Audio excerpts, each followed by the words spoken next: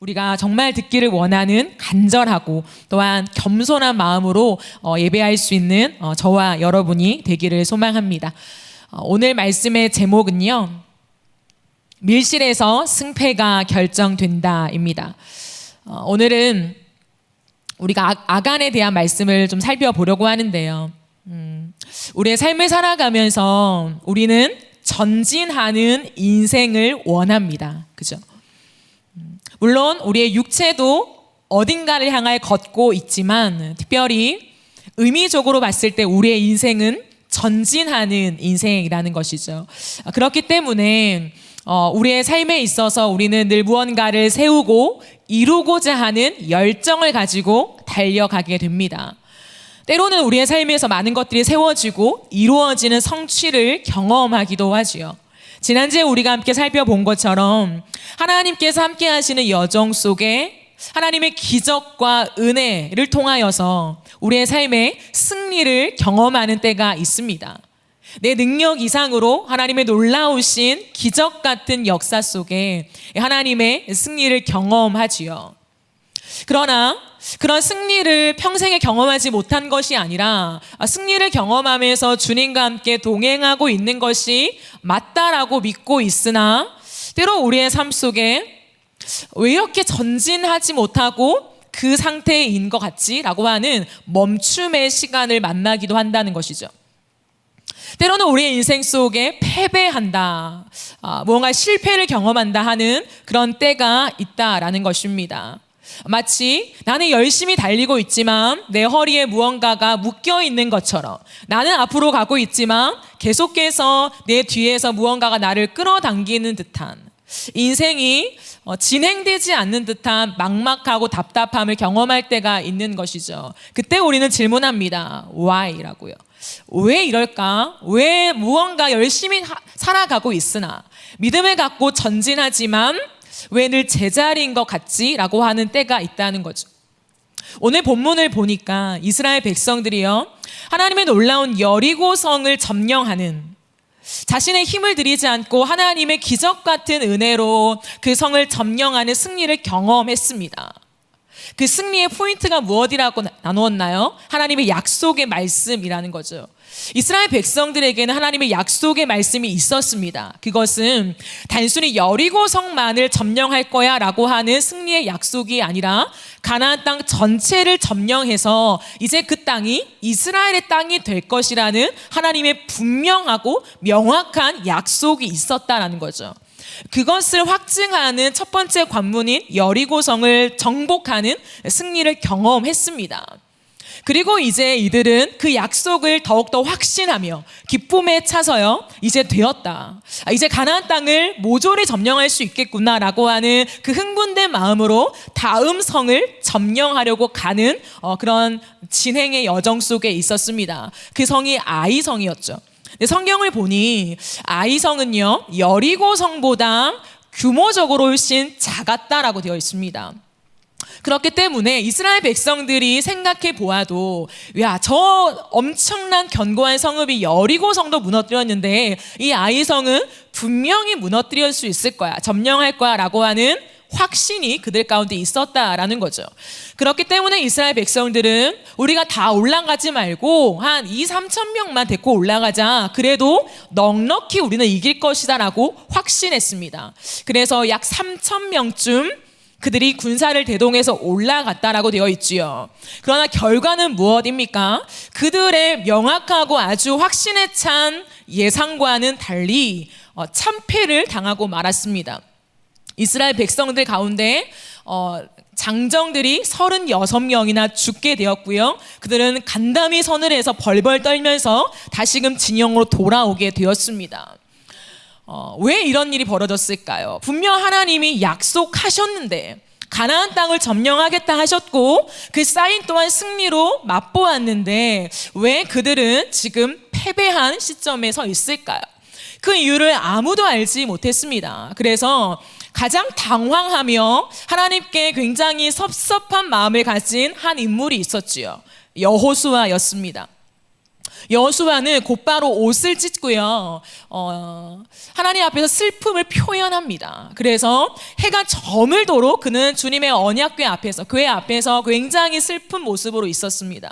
그러면서 여호수아가 하나님 앞에 기도를 하죠. 하나님 어찌하여 우리가 패배했습니까? 왜 이런 일이 발생했습니까? 도무지 이해가 되지 않습니다. 하나님이 분명 승리할 것을 약속했지 않습니까?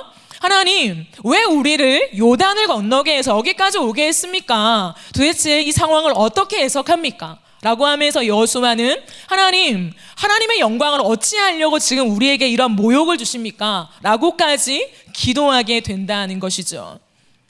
그러나 여러분 가만히 생각해 보십시오. 하나님이 분명히 우리의 인생 속에 약속을 하셨다고 합니다. 우리의 인생 속에 반드시 내가 너와 함께 하겠다, 승리케 하겠다 약속해서 걸어갔던 여정입니다. 그러나 전진되어지지 않고 멈추어서는 후퇴하게 되는 인생을 만날 때에 거기에는 하나님에게 문제가 있는 것이 아니라 우리에게 문제가 있는 것입니다. 그럴 때는 하나님의 약속이 취소되거나 변경된 것이 아니라 우리 안에 변질된 무언가가 있기 때문인 것입니다. 그것을 반드시 기억해야 하는 것이죠. 그렇기 때문에 이런 호소 앞에 하나님은 곧바로 대답하십니다.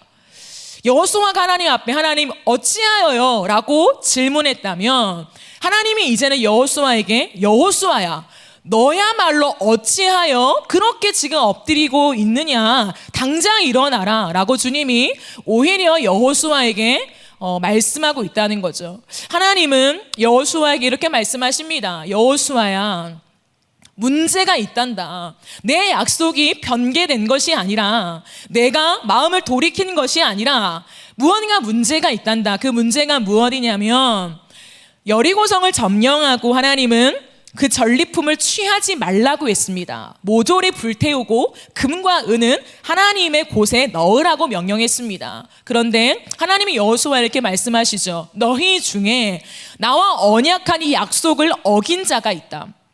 그리고는 그 전리품을 너희가 도둑질했다. 다 불태우라고 한 그것을 너희 중에 누군가는 감추었다. 나를 속였다라고 주님이 말씀하시는 것입니다. 그러니 너희는 거룩하게 하여 그것을 너희 안에서 제거하기까지는 뭐라고 하시냐면 절대로 너희는 원수들과 싸워서 이길 수 없으며 나도 너희와 함께하지 않겠다라고 말씀하십니다. 거듭해서 우리가 주차수를 반복하면서 말하고 있는 것이 무엇입니까? 이 가나안 땅의 점령의 핵심이 무엇입니까? 하나님과의 동행이지요. 하나님 그 자체가 목적인 전쟁을 치르고 있습니다. 근데 하나님은 난 너희와 함께하지 않을 거야. 너희는 승리할 수 없단다. 조건이 뭐라고요? 너희 안에 그것을 제거하기까지는 이라고 주님이 말씀하고 있다는 거죠.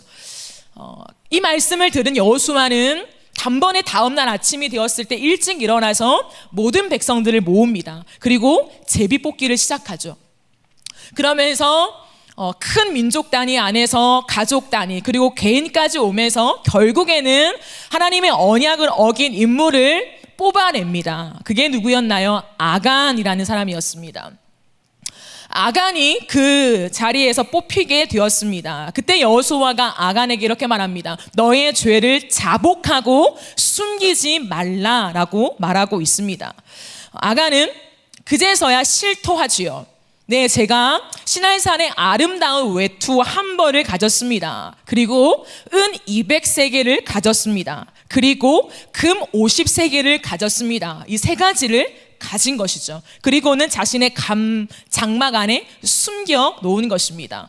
여호수아는 사람들을 보내서 그 장막 안에 있는 것들을 다 가져오게 했습니다. 그리고 그 사람들을 가져와서 성경은 뭐라고 적혀 있냐면 여호와 앞에 쏟아 놓으니라.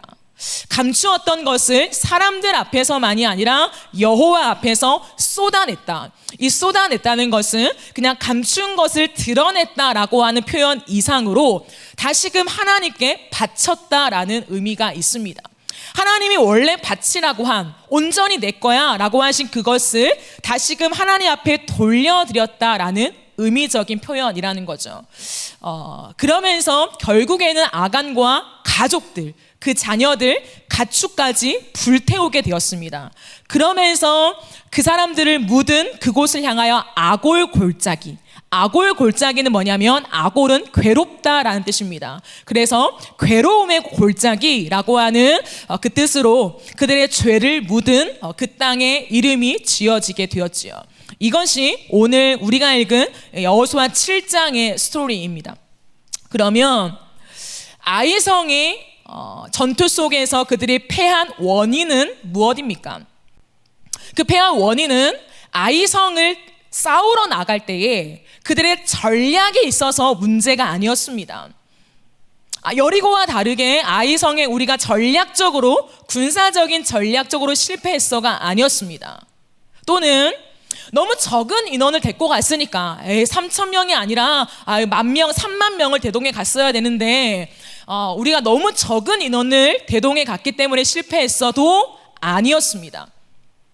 하나님이 분명히 약속한 그 땅으로 전진하는 가운데 그들이 참패를 당하며 멈추어 서며 더 이상 점령하지 못하는 위기 가운데 놓인 원인은 어디에 있었냐? 밀실에 있었다라는 것이죠. 아무도 몰랐습니다. 이 민족을 이끄는 지도자인 여호수아도 몰랐습니다. 그러나 저기 감추어져 있는 어떠한 밀실에 있었던 그것이 이 백성들을 멈추게 했던 원인이 되었다라는 것입니다. 여기서 우리는 한 가지 분명한 사실을 기억하며 또한 그것을 잊지 말아야 합니다. 그것은 뭐냐면 밀실에서 승패가 결정된다라는 것입니다. 우리는 눈에 보이는 것, 내 삶 속에 우리가 얼마나 많은 전략과 인원을 갖추었는가, 어떻게 우리가 나아갈 것인가의 현상과 보이는 세계에 집중하지만 하나님의 나라를 이끌고 가는, 하나님과 함께하는 여정 속에서 승패를 결정하는 것은 우리 눈에 보이는, 우리 손에 만져지는 무언가가 아니라 보이지 않는, 어쩌면 그 누구도 발견하지 못하는 밀실에서 결정된다는 것입니다. 왜냐하면 여호수아마저도 몰랐던 그 밀실, 어쩌면 아간의 사람들 제외하고 모든 몇만 명, 이 200만 명의 모든 이스라엘도 몰랐던 그 밀실일 수 있으나 그 밀실을 주목하고 계셨던 분이 계십니다. 그분은 하나님이라는 거죠. 하나님 앞에서는 숨길 것이 없다는 것을 성경은 우리에게 너무나 정확하게 드러내고 있다는 것입니다. 그리고 그 밀실에서부터 하나님의 승패가 결정된다라는 것을 말하고 있습니다. 이 시대를 살아가면서 우리는 끝없이 우리 눈에 보이는 세계를 향하여 질주합니다. 속도전을 넘어서 이제는 스펙과 내가 가질 수 있는 모든 무기를 다 대동하여서 우리는 승리를 향하여 전진합니다. 휘스를 붑니다. 우리는 이길 거야, 점령할 거야, 나의 터전을 만들어낼 거야 라고 하나님의 약속을 손에 쥐고 열심히 달려갑니다. 그러나 하나님의 백성들, 하나님의 약속을 손에 쥐며 그 성취를 보고자 하는 자들의 키는 어디에 있냐면 눈에 보이는, 손에 잡고 있는 무언가가 아니라 밀실에서 결정된다는 거죠. 다른 말로 하면 우리의 밀실을 늘 들여다 보아야 합니다. 그러면 사람은 모두 밀실을 갖고 있습니다. 시크릿 룸. 나만 아는, 다른 사람들이 들어오지 못하는 비밀의 방이 있다는 거죠. 그 비밀의 방을 우리는 늘 잠궈 놓습니다. 나만 알도록, 나만 공유하도록 우리는 그 밀실을 잠궈 놓고 있다는 거죠. 그러나 하나님은 무엇이라고 말씀하시냐면 그 밀실을 오픈하라라고 말씀하십니다. 너희가 정말로 약속의 땅을 향하여 가면서 여호와의 승리, 내가 열심을 다하는, 내 열심으로 세우는 내 왕국이 아니라 절대로 무너지지 않는 하나님의 왕국을 세우러 가는 여정 속에 있다면 너의 밀실을 오픈하라, 그것이 먼저다라고 말씀하십니다. 그 밀실을 들여다보고 그 밀실 안에 있는 것들을 결코 가볍게 여기면 안 된다라는 것입니다. 그리고 우리는 그 밀실 안에 있는 것들을 날마다 정리해 가야 한다는 것이죠. 하나님은 오늘도 무엇을 보시느냐?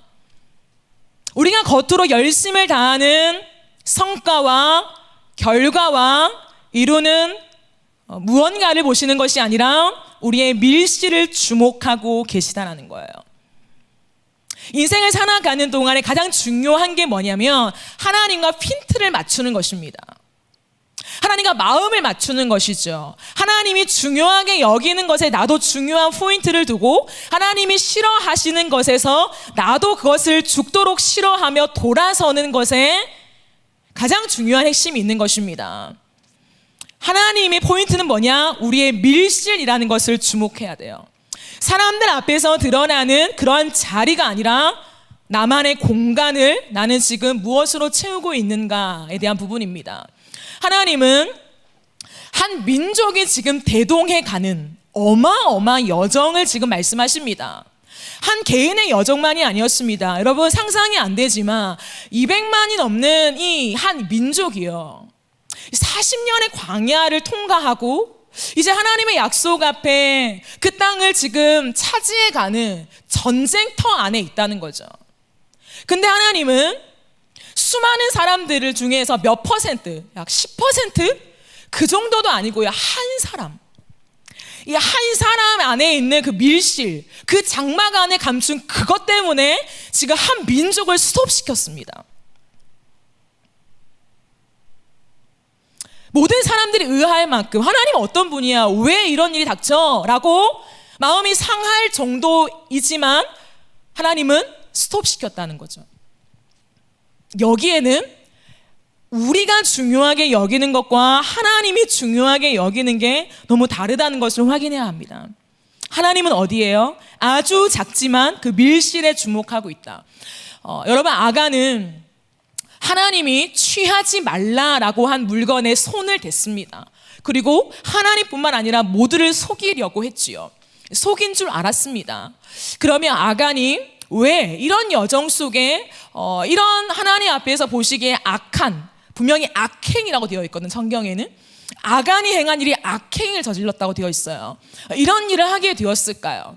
아간은 정확하게 얘기합니다. 21절 말씀을 보면 내가 그것을, 즉 그것이라고 하면 아름다운 외투, 옷과 은과 금을 보았는데요, 보고 탐내어 가졌나이다. 다시요, 보고 마음속으로 탐내어서 실질적인 행동 속에 그것을 가졌다라고 되어 있습니다. 여러분, 이 똑같은 원리가 성경에 나타나는 구절이 있습니다. 어딘 줄 아십니까? 창세기의 하와의 모습입니다. 하나님이 선악과는 안 돼, 선악과는 가지면 안 돼 라고 분명히 말씀해 주셨는데 하와는 그것을 보고 탐스럽기도 한 나무인지라 탐하는 마음이 있었고 실제로 그것을 따서 먹었다는 거죠. 보고 탐하고 가지는 것, 이게 무엇이냐면 죄의 원리입니다. 다른 말로 죄의 본질, 죄의 속성이라는 거죠.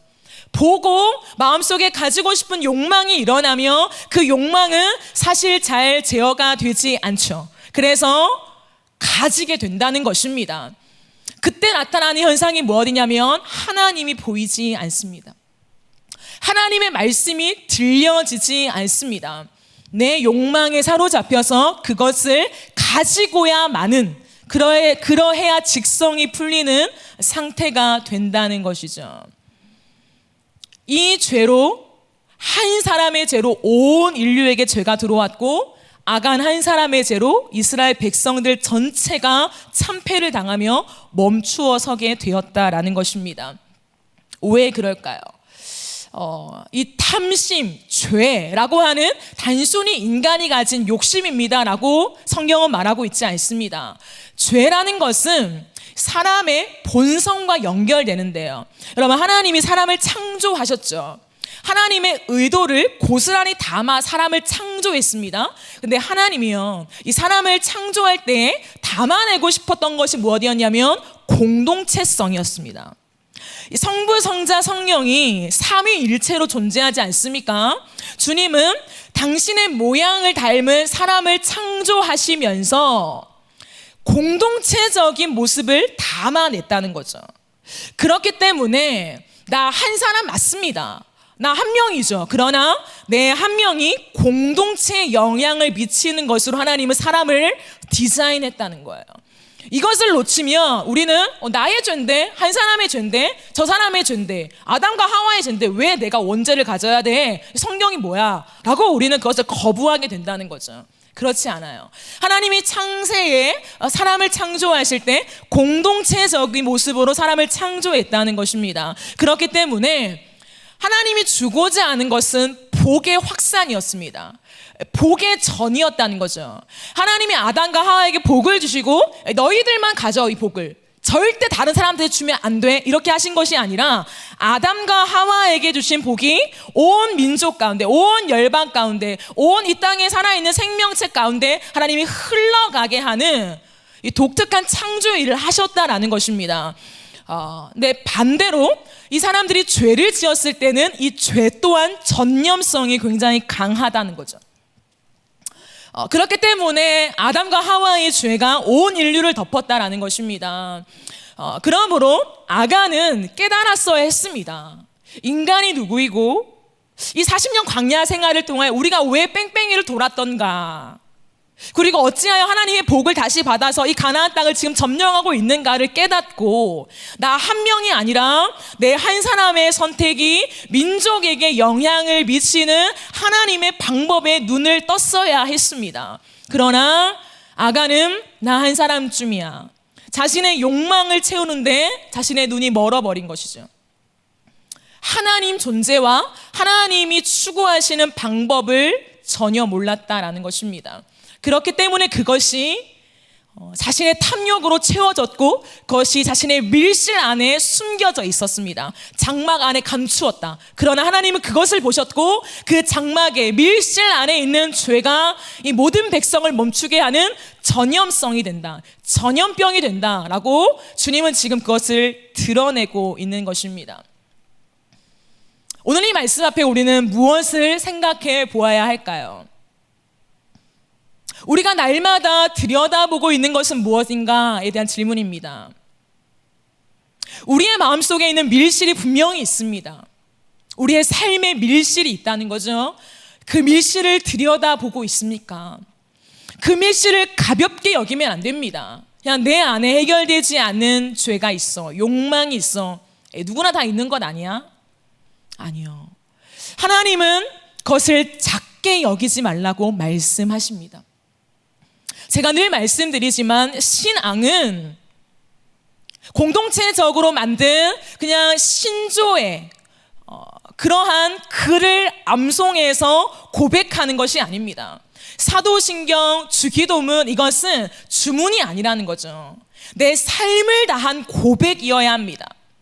주는 그리스도시요 살아계신 하나님의 아들입니다라는 고백을 그 당시에 할 때는 내 목숨을 내놓습니다라는 고백이었다는 거죠.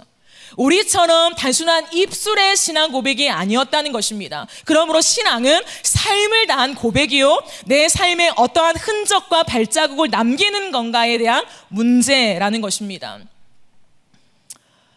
우리는 그 밀실 안에서 혹시나 나 하나쯤이야 라고 하는 생각이 있지는 않습니까? 하나님이 가장 싫어하는 게 뭔지 아십니까?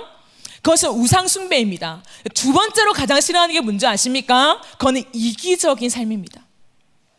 하나님을 사랑하고 이웃을 사랑해라, 이것이 최고의 큰 계명이다라고 말씀하시는 것은 무엇이냐면 이기적인 삶을 살지 말라는 것입니다. 이웃을 사랑한다는 것은 말로, 입술로 난 당신을 사랑합니다, 당신은 참 귀한 사람입니다, 특별한 사람이에요 라고 하는 말의 칭찬과 격려를 말하는 것이 아닙니다. 그것은 내 자신을 깨뜨려서 희생적이고 헌신적인 삶으로 다른 사람의 삶을 품어주는 그러한 삶이 있는 사랑을 주님이 말씀하고 있다라는 것입니다. 아간은 수많은 사람들이 다 갖고 싶은 욕망 있을 수 있지요. 그러나 하나님의 말씀이 더 선두에 있었습니다. 여러분 꼭 기억하십시오. 인간의 욕망은 다 있습니다. 탐욕이 다 있다는 거죠. 그러나 그 탐욕을 가장 선도에 두는가, 아니면 그 인간의 탐욕 위에 하나님의 언약의 말씀을 두는가, 거기에 우리의 삶은 나뉘어지게 된다는 거죠. 모든 사람들은 하나님의 약속을 선도에 두었습니다. 그러나 아간은 하나님의 약속 위에 자신의 탐욕을 두었다라는 것입니다. 누군가는 이 땅을 살아가면서 이 시날산의 아름다운 외투 한 벌처럼 정말 내 옷을 걸치는 명품과 눈에 보이는 화려한 것들을 가지고 싶은 탐심이 있을 수 있습니다. 그럼 평생에 명품을 가지지 말라는 건가요? 그것을 말하는 것이 아닙니다. 잘 들어보십시오. 이 땅을 살아가는 동안 나는 개인이지요. 그러나 이 개인은 개인으로 서 있는 것이 아니라 반드시 공동체에 영향을 준다라고 말씀을 드렸습니다. 그러면 나 하나의 선택이 다른 사람에게도 영향력이 있다는 것이지요. 정말 가벼운 예로, 만약에 오늘 예배를 드리고 이곳 가운데 주보나 여러 가지 쓰레기가 여러분이 마시고 간 커피잔이나 이런 것들이 놓여 있다고 칩시다. 나는 그냥 나갔습니다. 귀찮아. 허리 굽히기도 귀찮고 누가 치우겠지? 네, 누가 치우겠죠.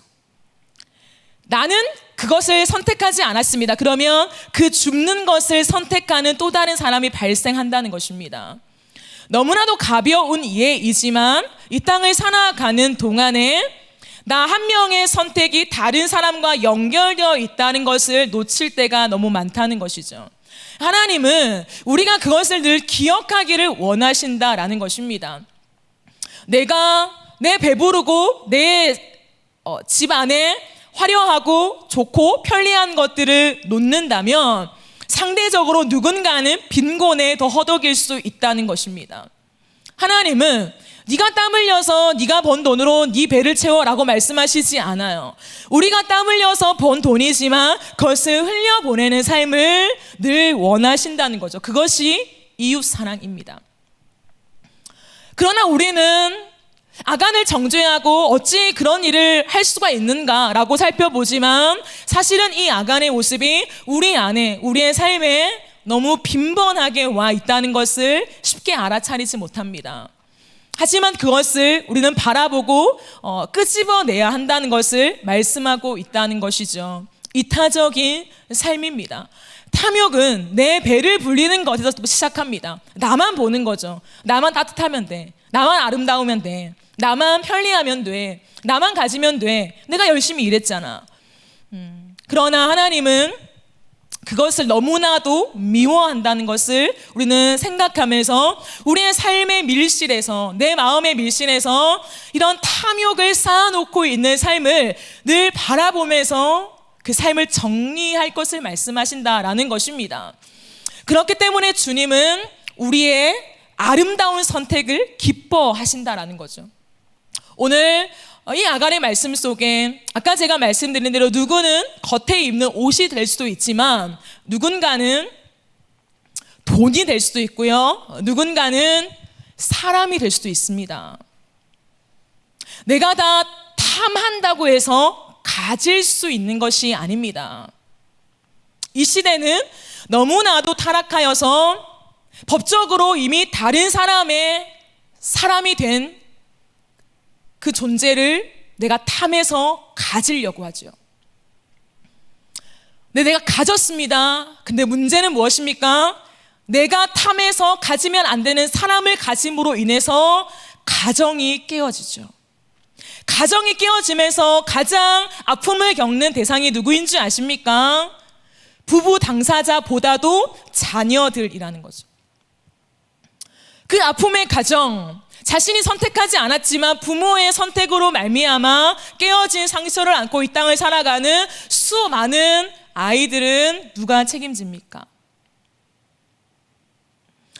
단순한 우리의 물질적인 욕망뿐만 아니라 사람을 탐내는, 내 성적인 만족을 채우고자 다른 사람들을 건드려가는 것들을 통하여서 나는 충족될 수 있지요. 나와 당신은 마음이 맞을 수 있지요. 그러나 그 다음 연결되어 있는 사람들과 그것이 문화가 되고 이 시대 속에 트렌드가 되어가는 이 많은 땅들은 누가 책임집니까? 아간의 이야기는 단순히 한 사람 아간이 탐욕을 품어서 이렇게 되었습니다라고 말하는 것이 아니라 한 사람의 탐욕과 그 밀실이 온 민족을 결정하는 것이 된다라는 것을 성경은 말하고 싶은 것입니다. 왜요? 하나님은 공동체적으로 임하시고 역사하는 분이시기 때문인 것이죠. 그러므로 오늘 이 말씀 앞에 누가 하나님 앞에서 우리의 밀실을 다시금 들여다보며 그것을 정리하시렵니까? 우리는 너무나도 자기 중심적이 되어서 말씀을 들어도 그 당시에는 그래 맞아 그렇게 해야지 하지만 시간이 지나면 다시금 내게 익숙한 대로 살아갑니다. 그러나 그런 반복 속에서는 늘 전진하는 것 같지만 멈추어서는 때로는 후퇴하는 상황만 우리에게 돌아올 뿐이라는 거죠. 진짜 이 시대 속에 영적인 돌파를 원하십니까? 진짜 이 시대 속에 교회적인 회복을 정말 원하십니까? 이 공동체 안에 청년들이 가득 차서 정말 압도하는 주님의 임재 속에 문화를 바꾸어내며 시대를 바꾸어내며 정의를 회복하며 이 땅을 바꿀 수 있는 사람들을 여러분 세우고 싶어 하십니까? 그러면 내 밀실을 정리해야 할 것입니다. 그 누구도 모르는 나만 숨겨놓은 그 밀실을 하나님은 주목하고 있으니 그 밀실을 정리하는 자에게 하나님의 승리와 동행을 주님이 약속하고 계십니다. 사랑하는 청년 여러분, 우리의 밀실을 정리합시다. 하나님은 우리를 용서하시는 분이십니다. 하나님은 우리에게 새로운 기회를 주십니다. 어쩌면 이 설교가 여러분에게 주시는 기회일 수 있습니다. 여러분 안에 숨겨놓은 탐욕이 무엇입니까? 세상의 많은 것들을 주고자 하는 하나님의 말씀을 앞세운다라고 말하지만 사실 내 삶을 진짜 들여다볼 때 하나님의 말씀보다 내 탐욕과 정욕과 세상의 많은 아름다움을 취하고 싶은 것들이 선두에 서 있는 내 모습을 다시금 낱낱이 들여다보며 하나님 앞에 쏟아내는, 다시 한번 내 소유가 내 것이 아니라 하나님 앞에 있음을 고백하는 내 삶으로 드리는 신앙 고백이 살아나야 할 것입니다. 그러므로 이번 한 주간 하나님 앞으로 들어가십시오. 여러분의 밀실로 들어가십시오. 그 밀실, 하나님과 여러분만 아는 그 밀실로 들어가십시오. 그래서 하나님이 내가 이 밀실에 놓지 말라고 했잖아. 이건 아니야. 이게 여기 있는 한 나는 너와 동행할 수가 없단다. 나는 너에게 승리를 약속하고 싶지만 그러나 이 밀실에 그것이 여전히 있는 한 내 승리가 너의 삶에 임하지 못한단다. 그러니 이 밀실 안에 있는 것들을 정리하자 라고 말씀하시는 그것을 발견하고 보고 정리하는 은혜가 있어야 합니다. 하나님 앞에서. 그래야 하나님의 나라를 위한 우리의 발걸음이 전진될 것입니다. 우리의 신앙이 멈춰져 있는 것 같은 늘 답답한 이 신앙의 한계를 넘어서 영적인 돌파가 일어나게 될 것입니다. 밀실을 정리하십시오. 하나님 앞에서 밀실을 반드시 정리하십시오. 그래야 여러분도 살고 우리 공동체도 삽니다. 여러분만의 문제가 아니라 여러분이 서 있는 가정과 청년 공동체와 이 땅의 교회가 함께 묶여 있는 것입니다. 지금 이 시대에 필요한 것은 무엇이냐면 듣고 공감하고 깨닫는 은혜가 아니라 내 삶을 깨뜨려서 주의 말씀 앞에 돌이키는 삶이 있는 사람이 필요한 시대입니다. 우리 밀실을 정리하는 삶으로 나아갑시다. 하나님 앞에서 아프지만 내가 붙잡고 있는 나의 욕심, 나를 채우고 있는 성적인 욕구들, 욕망들 속에 쌓아놓고 있는, 때로는 부유하고 싶고 떵떵거리고 살고 싶었던 이 부에 대한 욕망들을 하나님 앞에서 정리해 갑시다. 그리고 가장 위에 아름다우신 예수를 둡시다. 그 예수를 바라보며 가장 아름다우신 존재예요. 나는 주님이며 만족합니다. 라는 정말 삶을 다한 순결한 고백을 주님 앞에 드리며 다시 한번 주님 앞에 서는 은혜가 저와 여러분의 삶 속에 반드시 실제적으로 임하기를 예수님의 이름으로 축복합니다. 오늘 이 말씀 앞에 한 가지만 더 살펴보려고 합니다. 많은 사람들은 이 말씀을 읽으면서 어쩌면 의아할 수도 있습니다. 하나님이 해도 너무하지. 아간이 결국에는 실토하고 자신이 숨겨둔 것도 말했고 하나님 앞에 쏟아냈으면 됐지 않아? 하나님은 용서의 하나님이라며. 근데 왜 다 불태워 죽였을까? 너무 잔인하다. 하나님 너무 무서운 하나님 아닌가? 우리는 그렇게 생각할 수 있어요. 아골 골짜기 너무 치가 떨려 라고 우리는 생각할 수 있습니다. 그러나 많은 신학자들이요, 오늘 하나님이 여호수아에게 사인을 주셔서 이 죄를 가진 사람이 누구인가를 뽑아나가는 그 방법을 말씀하셨죠. 제비뽑기입니다. 근데 이 방법을 왜 주셨는가 했을 때 많은 학자들이 두 가지를 얘기합니다. 하나는 뭐냐면 이 방법은 죄가 얼마나 죄가 심각한 것인가를 이 많은 사람들 앞에서 보여주기 위함이다. 즉 여호수아한테만 말해주면 되잖아요. 여호수아의 사실은 아간이다. 아간의 장막에 뭐가 있어, 가봐. 하나님은 충분히 그렇게 성경에 말씀하셨어요. 정확하게. 근데 이번 사건만큼은 하나님이 그렇게 말씀하지 않았습니다. 누군가가 있을 거야, 잡아내. 그러면서 이 것들을 허락하시면서 온 민족이 모였죠.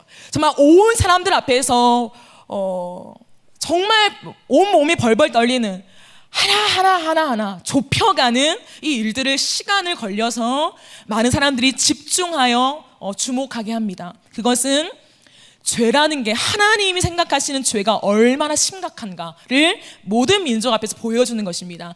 또 하나, 두 번째 의미는 무엇이냐면 이 죄를 지은 당사자에게 회개할 기회를 주신다라고 했습니다.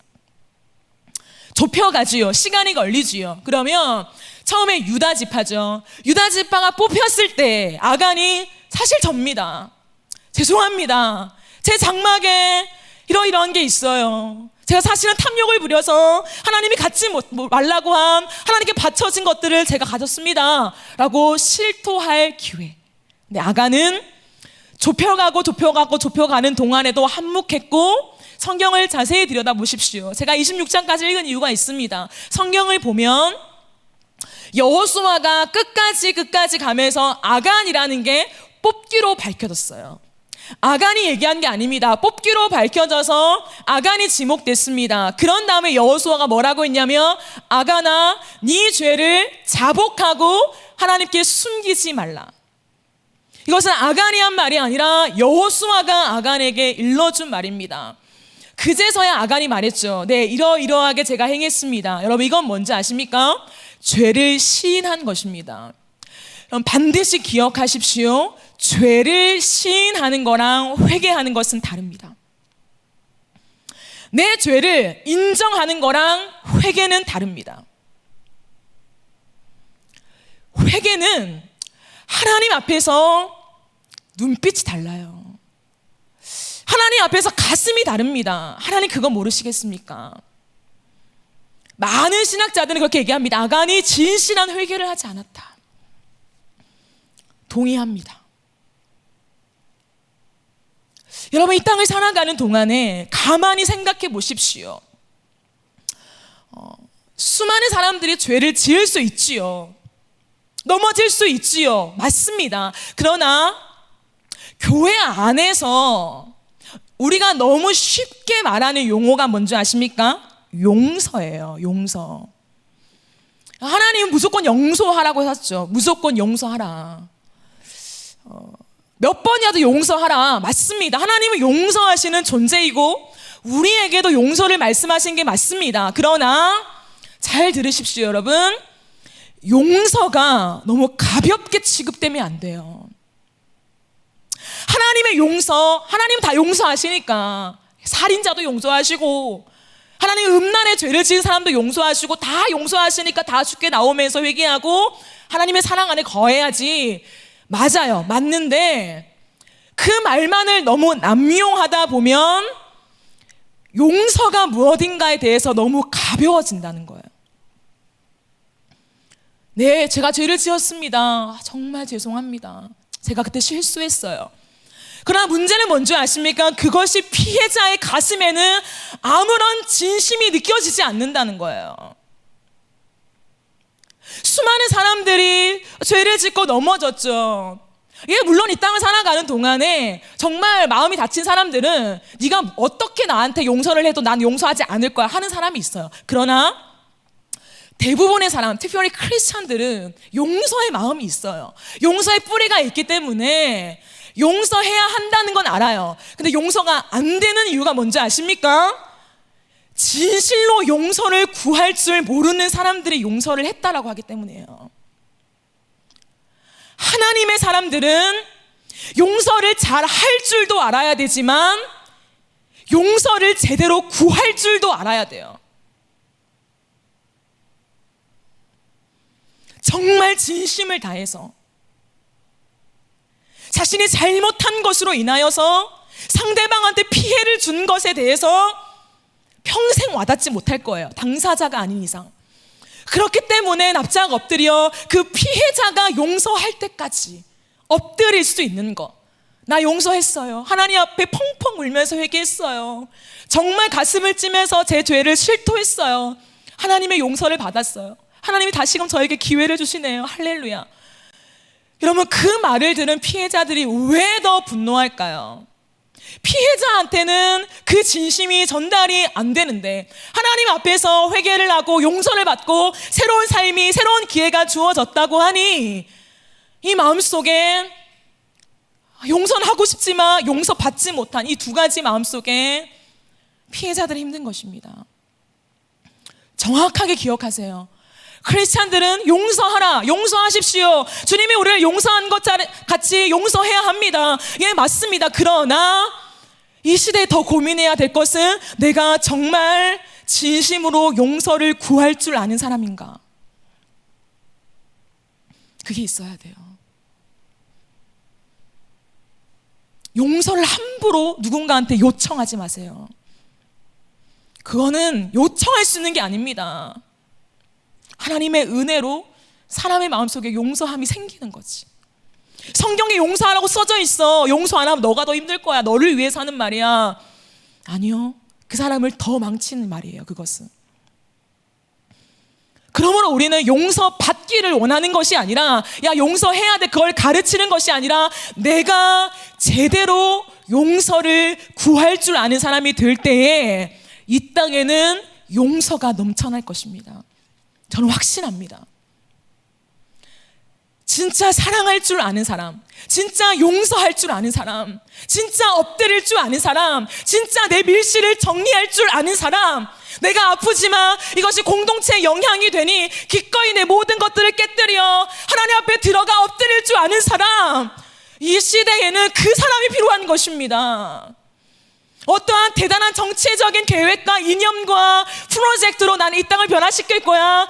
죄송하지만 저는 그것으로는 이 땅이 절대로 변화될 수 없다고 생각합니다. 교회도 마찬가지입니다. 슬로건으로 어떠한 행사로 회개 운동으로 모이는 집단적인 인원으로 이 땅의 교회는 결코 변하지 않을 것입니다.